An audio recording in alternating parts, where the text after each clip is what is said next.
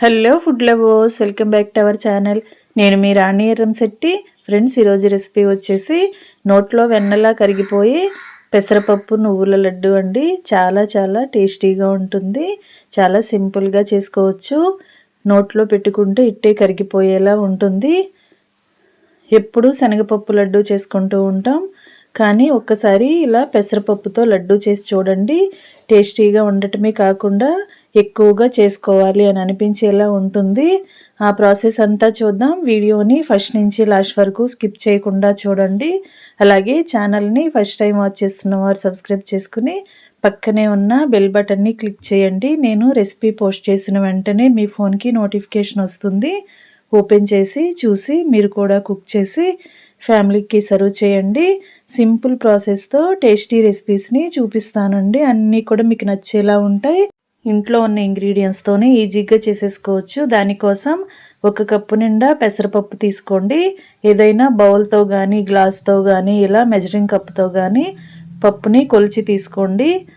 పప్పు అంతా కూడా గిన్నెలో వేసుకున్నాం కదా, ఇప్పుడు వాటర్ పోసి బాగా కడగండి. ఎక్కువగా నానబెట్టకూడదండి. పప్పుని వాటర్ పోసిన వెంటనే కడిగి వాటర్ అన్నీ కూడా స్ట్రైనర్లోకి వడకట్టుకోవాలి. ఇలా అడుగున ఒక గిన్నె పెట్టుకుని పైన జల్లెడ పెట్టుకుని వాటర్ పోసిన పప్పు అంతా కూడా ఇలా డ్రైన్ చేసుకోండి.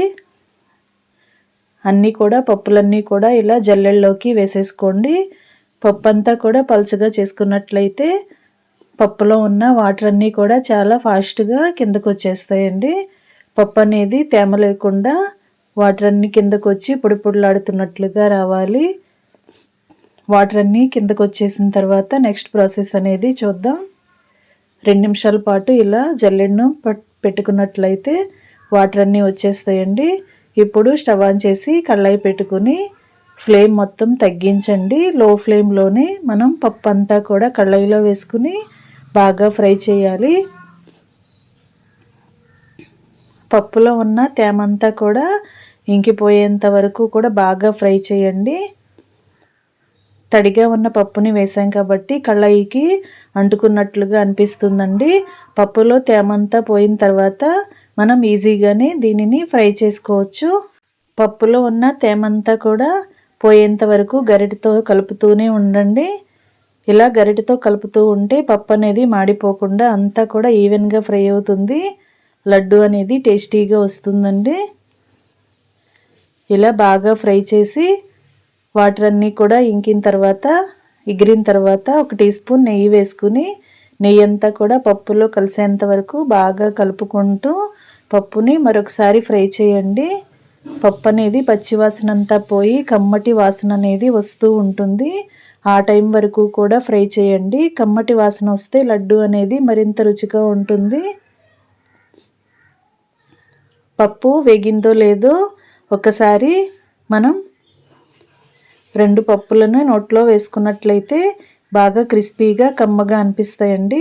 అంతవరకు కూడా బాగా ఫ్రై చేసి 2-3 టేబుల్ స్పూన్లు తెల్ల నువ్వులు వేసుకోండి. తెల్ల నువ్వులు అనేవి మరికొన్ని ఎక్కువగా అయినా వేసుకోవచ్చండి. లడ్డు మరింత రుచిగా ఉంటుంది.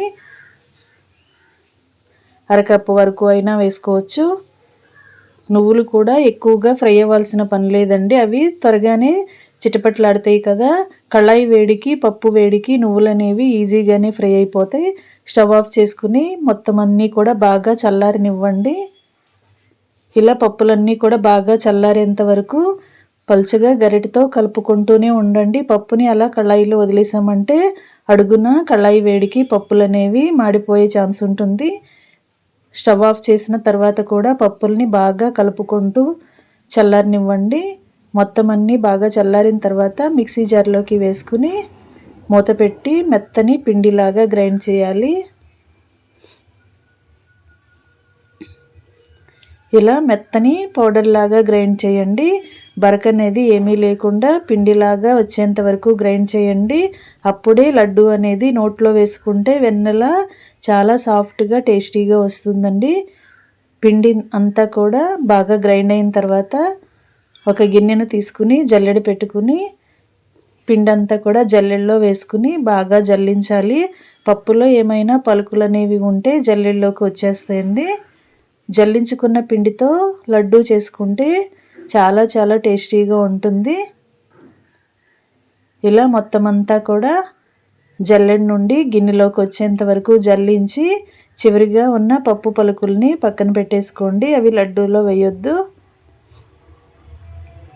పిండంతా కూడా ఇలా బాగా జల్లించడం కంప్లీట్ అయింది కదండి. ఈ గిన్నెను పక్కన పెట్టుకోండి. అదే మిక్సీ జార్లోకి మనం ఏ కప్పుతో పెసరపప్పు తీసుకుంటే అదే కప్పుతో అరకప్పు వరకు పంచదారని వేసుకోండి. 2-3 యాలకులను కూడా వేసుకోండి. పంచదార అనేది కప్పు పెసరపప్పుకి అరకప్పు సరిపోతుందండి. స్వీట్ ఎక్కువగా తినేవారు 3/4 కప్పు వరకు వేసుకోవచ్చు. చిన్నపిల్లలకి మనం లడ్డు చేయాలి అనుకుంటే కొంచెం స్వీట్ ఎక్కువగానే వేసి చేసి పెట్టండి. పంచదార అంతా కూడా బాగా గ్రైండ్ అయిన తర్వాత షుగర్ పౌడర్ అంతా కూడా ఒక గిన్నెలోకి తీసుకుని రెడీగా పక్కన పెట్టుకోండి. ఇప్పుడు స్టవ్ ఆన్ చేసి కళాయి పెట్టుకుని 1 టీ స్పూన్ నెయ్యి వేసుకుని సన్నగా కట్ చేసుకున్న బాదం పప్పులు కానీ జీడిపప్పులు కానీ అలాగే వాటర్ మిలన్ సీడ్స్ కానీ మీకు డ్రై ఫ్రూట్స్ ఏమున్నా కూడా అన్నీ ఇలా నెయ్యిలో ఫ్రై చేసుకుని ఒక గిన్నెలోకి పెట్టుకోండి. నట్స్ ఏవైనా కూడా లడ్డూకి మరింత టేస్ట్ని ఇస్తాయండి. లైట్గా ఫ్రై చేసిన తర్వాత అన్నీ కూడా ఒక గిన్నెలోకి తీసేసుకోండి. లో ఫ్లేమ్లోనే ఈ పప్పుల్ని బాగా ఫ్రై చేసి అన్నీ కూడా గిన్నెలోకి తీసుకోండి. బాదం పప్పులు జీడిపప్పులు కానీ అలాగే పిస్తా పప్పులు కానీ కిస్మిస్ కానీ ఏవైనా కూడా వేసుకోవచ్చండి. అన్నీ కూడా గిన్నెలోకి వేసేసుకున్నాం కదా. ఇప్పుడు 1 టీ స్పూన్ వరకు నెయ్యిని వేసుకుని మనం ముందుగా గ్రైండ్ చేసి జల్లించి పెట్టుకున్న పెసరపప్పు పిండంతా కూడా కళాయిలో వేసేసుకుని నెయ్యిలో కలిసేంత వరకు గరిటెతో బాగా కలుపుతూ ఉండండి. ఇలా ఎప్పుడూ కలుపుతూనే ఉండాలండి, లేదంటే అడుగున అంటుకుపోతున్నట్లుగా అయిపోతుంది. లడ్డూకి టేస్ట్ అనేది మారిపోతుంది.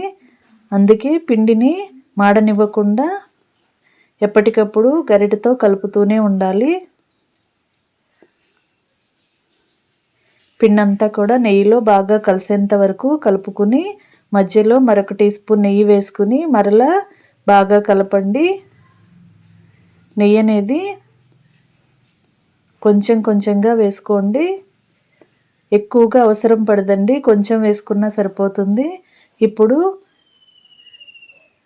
షుగర్ని పౌడర్ చేసి పెట్టుకున్నాం కదా, షుగర్ పౌడర్ అంతా కూడా వేసేసుకోవాలి. పప్పుని మనం ఆల్రెడీ కడిగిన తర్వాత బాగా ఫ్రై చేసి క్రిస్పీగా అయిన తర్వాత గ్రైండ్ చేసుకున్నాం కదండి. అందుకే శనగపప్పు పిండిని మనం ఎక్కువగా ఫ్రై చేయాల్సిన పని లేదు. లైట్గా ఫ్రై చేసి నెయ్యి కలుపుతుంటే సరిపోతుంది. పంచదార అంతా కూడా బాగా మెల్ట్ అయి పిండిలో కలుస్తుంది. మనం నెయ్యి వేసుకున్నాం కదా, నెయ్యిలో తేమకి అలాగే కళాయి వేడికి పంచదార అంతా మెల్ట్ అవుతుంది. చివరిగా మనం నెయ్యిలో ఫ్రై చేసుకున్న డ్రై ఫ్రూట్స్ అన్నీ కూడా వేసుకుని మొత్తం అంతా కూడా నెయ్యి పిండికి పట్టేంత వరకు చేత్తో వేళ్లతో రఫ్ చేస్తూ పిండిని బాగా కలపండి. ఇలా బాగా ఒత్తుతూ కలిపినట్లయితే నెయ్యి అంతా కూడా పిండికి బాగా పట్టి లడ్డు అనేది సాఫ్ట్గా జ్యూసీగా వస్తుందండి, టేస్టీగా వస్తుంది. ఇంకా నెయ్యి మొత్తం కలిపిన తర్వాత మనకి కావలసిన సైజులో లడ్డూలు చేసుకుని రెడీగా పెట్టుకోవటమే. నెయ్యి కూడా ఎక్కువగా అవసరం పడదండి, కొంచెం నెయ్యి అయినా కూడా సరిపోతుంది. మనం కప్పు పెసరపప్పుతో చేసాం కదా, నాకు ఒక 10 వరకు లడ్డూలు వచ్చాయండి. మీకు లడ్డూలు అనేవి ఎక్కువగా కావాలి అనుకుంటే 2 కప్పుల పెసరపప్పుతో చేసుకోండి, 20 వరకు వస్తాయి. ఒక్కసారి మనం చేసుకున్నామంటే మళ్ళీ మళ్ళీ చేసుకోవాలని అనిపించేలా ఉంటాయండి.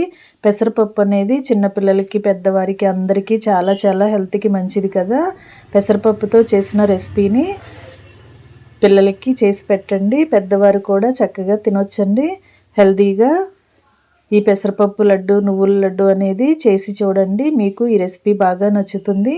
ఒక్కసారి చేసి టేస్ట్ చేశారంటే మళ్ళీ మళ్ళీ చేసుకోవాలని అనిపించేలా ఉంటుంది. నోట్లో వేసుకుంటే చాలా సాఫ్ట్గా వెన్నలా కరిగిపోయేలా ఉంటుంది.